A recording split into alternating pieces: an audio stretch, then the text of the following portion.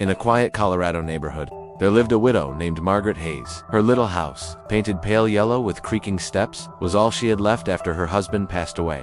It wasn't just a house, it was her safe haven, the place where she raised her children, celebrated birthdays, and held on to the pieces of a life once filled with love. But one winter morning, Margaret opened her mailbox and found a thick envelope from the HOA. Her heart raced as she read, "Due to unpaid fines and unresolved violations, your property will be seized." Her hands trembled. The fines were uncertain infractions stacked up into thousands she could never pay. She pleaded in meetings, cried in hearings, but the board remained unmoved. Neighbors whispered with pity, convinced Margaret would lose her home. The day of final judgment came. Margaret sat in the courtroom, her eyes swollen from sleepless nights. The HOA's lawyer spoke with cold confidence.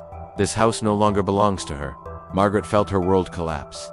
She imagined walking away from the yellow porch, leaving behind the last piece of her family. Tears streamed down her face.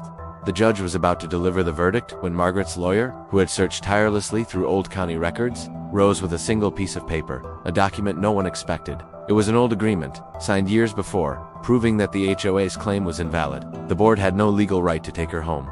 The courtroom fell silent as the judge read it. Then came the words Margaret thought she'd never hear.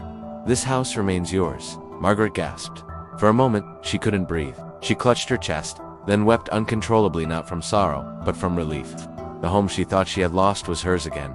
That night, Margaret sat on her porch, staring at the stars, whispering a thank you to her late husband. She had been moments from losing everything, but a single forgotten document had saved her. Her story spread through the neighborhood like wildfire. Parents told their children of the woman who nearly lost her home, only to be saved at the very last moment. And her tale carried a powerful reminder: sometimes hope survives in the most unexpected places, even in a single piece of paper. And in that small yellow house, love and memory continued to live on.